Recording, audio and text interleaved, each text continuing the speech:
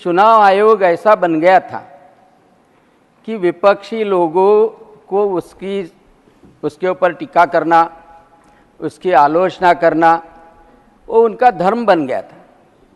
लेकिन इतने बड़े देश में इतना अच्छे से पूरा लोकसभा का चुनाव का संचालन करना और चुनाव का संचालन करने के बाद में कहीं पे भी बड़ी हिंसा न होते हुए भी जम्मू कश्मीर जैसे इलाके में 370 कलम निकालने के बाद में सबसे ज़्यादा वोट का परसेंटेज पाने का यशस्वी आयोजन चुनाव आयोग के द्वारा किया गया। रिजल्ट भी ऐसे आए कि वो तो ईवीएम बेचारी बच गई, यानी ईवीएम की ज़्यादा से ज़्यादा आलोचना होती थी। वो ईवीएम रोने लगती थी कि मैं ईमानदार हूँ, मैं प्रामाणिक हूँ, जितने वोट यहाँ इसके बटन दबाए जाते हैं उतना ही मैं दिखाती हूँ। लेकिन जीत गए तो लोकशाही की जीत, हार गए तो ईवीएम के सर पे ठिकरा फोड़ा जाता था। लेकिन इस वक्त ईवीएम रहे, चुनाव आयोग रहे, चुनाव कंडक्ट करने वाले कर्मचारी रहे, सभी लोगों के धन्यवाद माननीय राष्ट्रपति जी ने दिए हैं। मैं सच में उनका आभार व्यक्त करता हूं। मैं विरोधी लोगों से यह बोलना चाहता हूं कि जो भी संवैधानिक संस्थाएं हैं उनकी आलोचना करते हुए यह सोचे कि अब हमारे देश को चलाने वाले ये स्तंभ है, क्योंकि ये जन्म भर भ्रष्टाचार करेंगे और पकड़े गए तो ईडी को गाली देंगे, जन्म भर गलत काम करेंगे, उनका इन्वेस्टिगेशन हो गया तो सीबीआई को गाली देंगे। उतना ही इतना इनका तो स्वभाव ऐसा बना हुआ है कि न्यायिक व्यवस्था के ऊपर भी उसकी आलोचना करने के लिए वो कहीं पीछे नहीं हटते। माननीय उपसभापति महोदय, इस चुनाव में अभी सभापति जी ने बड़ा दुख जताया और सच में वो दुख था कि लीडर ऑफ अपोजिशन वेल में आए। सभी लोगों ने देखा, यह पहली बार देखा कि लीडर ऑफ अपोजिशन वेल में आ रहे हैं। लेकिन उन्होंने जो दुख प्रकट किया, वो दुख प्रकट किया कि बाहर जाने के बाद में जब वो मीडिया के सामने बोलते हैं तो उनके मुंह से, सभापति जी के मुंह से वह शब्द भी नहीं निकल रहे थे कि दैट वाज द अनट्रूथ, झूठा बोल रहे थे। तो ये झूठ बोलने की आदत कांग्रेस को तो इतनी लग गई है, इतनी कांग्रेस को झूठ बोलने की आदत लग गई कि हमारे बहनों से इतना झूठ बोला गया, इतना झूठ बोला गया कि उन्होंने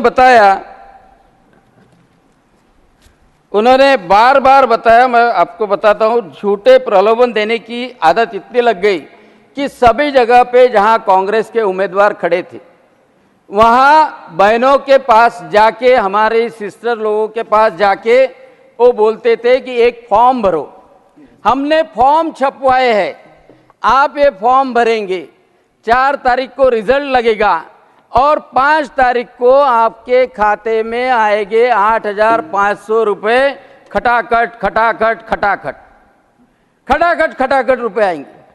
अब ऐसी बात हो गई कि 100 जगह पे कांग्रेस के उम्मीदवार चुन के आ गए।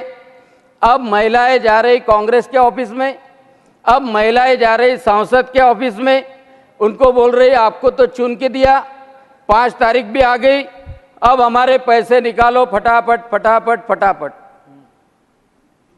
पूछ रहे कि अब हमारे पैसे निकालो फटाफट फटाफट, लेकिन वहां से कांग्रेस वाले भाग रहे।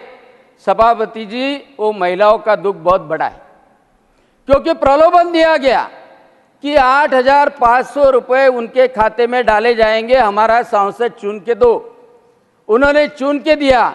मैं आपसे अपील करता हूं, क्योंकि कांग्रेस वाले तो ऑफिस से भाग रहे सटासट सटासट सटासट, लेकिन मेरा कहना ऐसा है कि इनका इलेक्शन कैंसिल करो फटाफट फटाफट फटाफट। सच में क्योंकि जो प्रलोभन देने के बाद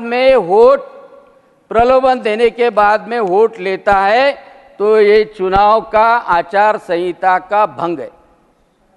अब ये आचार संहिता का भंग है तो इसके ऊपर एक्शन होनी ही चाहिए। और मैं देश के सर्वोच्च सभागृह में मैं यह मांग कर रहा हूं कि जहां जहां प्रलोभन दिया है, अच्छा गरीब महिलाएं हैं, विशेषतः उसमें मुस्लिम महिलाएं ज़्यादा हैं और 87% वोटिंग मुस्लिम महिलाओं का हुआ है। पूरे ताकत से लाइन में लगी थी। उनको मालूम था कि कांग्रेस का बंदा हम चुन के देंगे तो 8,500 रुपये आएंगे हमारे खाते में खटाखट खटाखट खटाखट, क्योंकि वो नेता ही बोल रहा था हर सभा में। हमारे यहाँ भी अमरावती में आया था तो वहाँ से ही शुरुआत की कि तुम्हारे खाते में पैसे डालेंगे 8,500 रुपये खटाखट खटाखट खटाखट। अब मेरा यही कहना है कि आपके माध्यम से मैं चुनाव आयोग की तरफ भी अपील करता हूं कि यह जो प्रलोभन दिया गया है, इस प्रलोभन के ऊपर क्या क्या उपाय योजना की जा सकती है। अध्यक्ष महोदय, एक सबसे महत्वपूर्ण बात 10 साल में माननीय प्रधानमंत्री जी के कार्यकाल में हुई वो रूरल इकोनॉमी को बूस्ट करने, क्योंकि मैं ग्रामीण इलाकों से आता हूँ, मैं किसान का लड़का हूँ और ग्रामीण इलाकों में रहता हूँ। मुझे याद है कि जब इंदिरा जी प्रधानमंत्री थी तब इंदिरा आवास योजना दी गई थी। वो इंदिरा आवास योजना कुछ अनुसूचित जाति अनुसूचित जमाती के लोगों को दी जाती थी, लेकिन ग्रामीण इलाकों का किसान, छोटा किसान, मजदूर, वो अदर बैकवर्ड क्लासेस का था, ओपन का था, मुस्लिम था, बौद्ध था और सभी जातियों का था। लेकिन बात ऐसी थी कि उनको घर भी नहीं मिलता था। लेकिन प्रधानमंत्री आवास योजना शहरी इलाकों में रहे या ग्रामीण इलाकों में रहे, 4.5 करोड़ घरकुल बने गए। 4.5 करोड़, 4.5 करोड़ को पक्का मकान मिल गया, पक्का मकान मिल गया। इससे पूरा जीवन बदलता है, क्योंकि जीवन जो जीता है अपने कच्चे घरों में, बारिश के वक्त जब पानी टपकता है तब वो लड़का कैसा पढ़ाई करता होगा।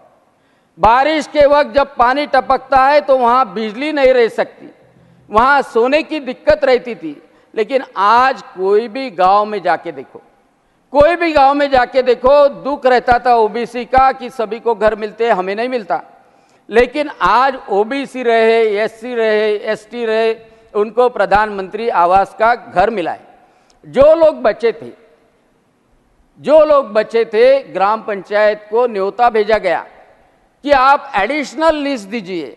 और प्रधानमंत्री जी के, नरेंद्र जी मोदी, इनके तीसरे कार्यकाल में जो महत्वपूर्ण कदम उठाया गया कि जो बचे हुए 3 करोड़ कुटुंब, फैमिली जो है, उनको भी अपने हक का घर मिलेगा। अच्छा, घर तो मिला ही मिला। यूनिसेफ कहती है कि भारत में 10 लाख बच्चे हर साल मरते थे सिर्फ डायरिया की वजह से। डायरिया इसलिए होता था कि पानी शुद्ध नहीं मिलता था। आज हर घर जल के माध्यम से, प्रधानमंत्री जल मिशन के माध्यम से हर घर तक शुद्ध किया हुआ पानी पहुंच रहा है। हमारी बहनों को, हमारी माताओं को जो 4-4, 5-5 किलोमीटर पैदल जाना पड़ता था, पानी के लिए जाना पड़ता था, वो तो बच ही गया। लेकिन हमारे बच्चों को अच्छा पानी अच्छी तरह से मिल रहा है। फ्लोरोसिस की बीमारी बहुत सारे जगह पे थी, फ्लोरोसिस की बीमारी बहुत सारे जगह पे थी, और वो फ्लोरोसिस से हमारे बच्चे, हमारी बहनें और हमारी पीढ़ी वो बच रही है सिर्फ पानी की व्यवस्था करने के बाद।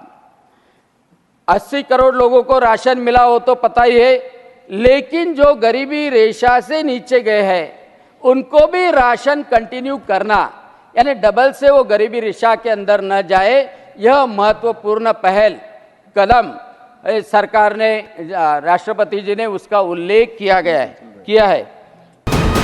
वीके न्यूज, राष्ट्र के नाम।